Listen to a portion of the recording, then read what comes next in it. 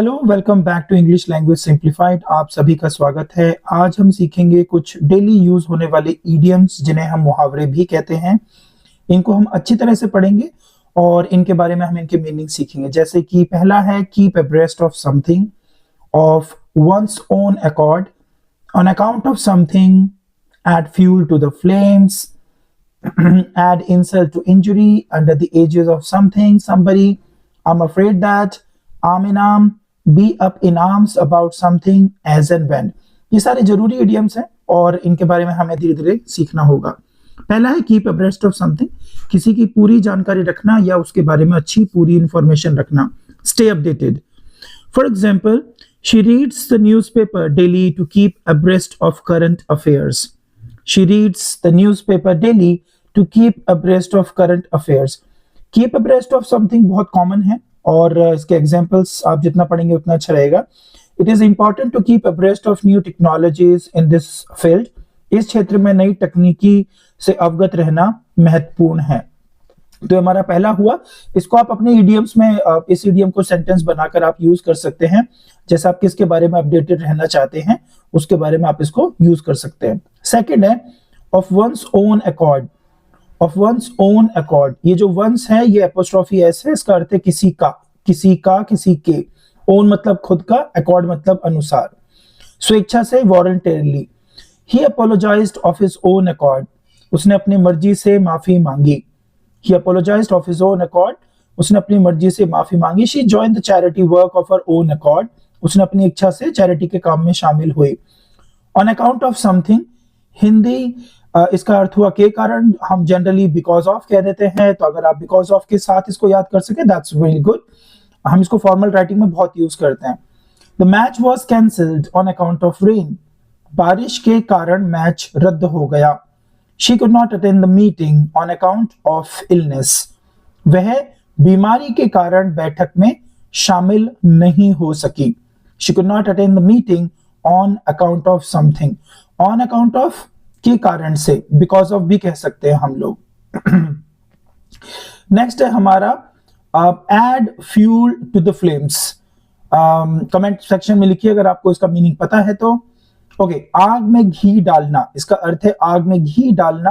Make a bad situation words, देखिए adjective कैसे change हो रहा है, बैड से वर्ड्स यानी कि कंपैरेटिव डिग्री में जा रहा है, यानी कि कोई सिचुएशन पहले ही बुरी है उसे हम और बुरी बना रहे हैं। Make a bad situation worse, add fuel to the flames. Flames क्या होता है, लपटें, और हम उसमें और आग डाल रहे हैं और उसे बढ़ा रहे हैं। Examples, His harsh words only added fuel to the flames during the argument. उसके कठोर शब्दों ने बहस के दौरान आग में घी का काम किया।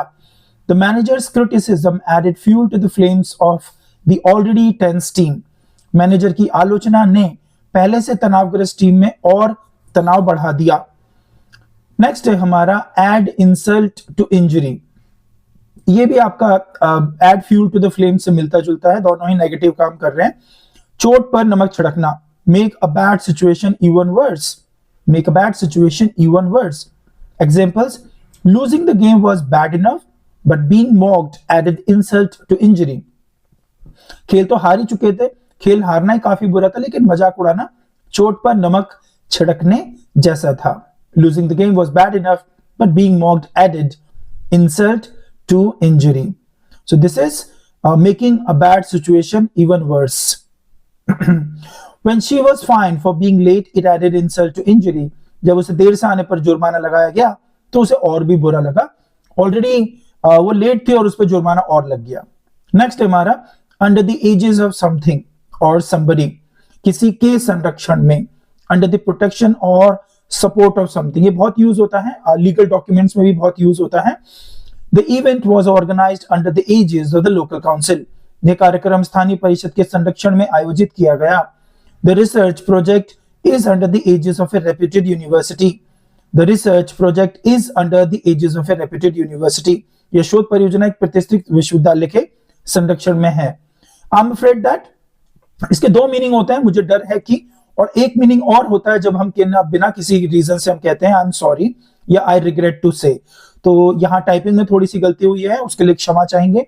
यहाँ पर आई एम अफ्रेड दैट जो हम डिस्कस कर रहे हैं उसका अर्थ है मुझे मुझे क्षमा कीजिए या मैं ऐसा करने में असमर्थ हूं। I'm afraid that we cannot accept the proposal. मैं क्षमा चाहता हूं कि हम आपका प्रपोजल स्वीकार नहीं कर सकते। हिंदी में मुझे डर है गलती से लिख गया, बट यहां पर होना चाहिए मैं क्षमा चाहता हूं। I'm afraid that the shop is closed now. हम क्षमा चाहते हैं कि दुकान अभी बंद हो चुकी है। कई बार ऐसा होता है, हम कुछ करने में असमर्थ होते हैं और वहां पर हम I'm afraid that बोल सकते हैं। Arm in arm, हाथ में हाथ डालकर या साथ साथ। Walking closely together, the couple walked arm in arm along the beach. जोड़ा कपल समुद्र तट पर साथ साथ चल रहा था या वो साथ साथ चला। पास्ट इंडेफिनिट है, सेकंड फॉर्म है, तो हम चला भी कह सकते हैं। They entered the room arm in arm, smiling firmly. Next है हमारा up in arms about something. Be up in arms about something, गुस्से में होना। Be very angry. Be very angry. The employees are up in arms about the new policy. कर्मचारी नए नीति से गुस्से में हैं। Residents were up in arms about the noisy construction work. निवासी शोरगुल वाले निर्माण कार्य को लेकर गुस्से में थे। अगर आप गुस्से में हैं तो up in arms आप कह सकते हैं। आर्म्स का अर्थ हथियार भी होता है। लास्ट है आपका as and when. As and when, जैसे ही या जब।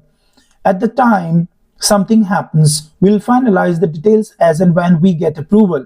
जैसे हमें स्वीकृति मिलेगी हम विवरण को अंतिम रूप देंगे।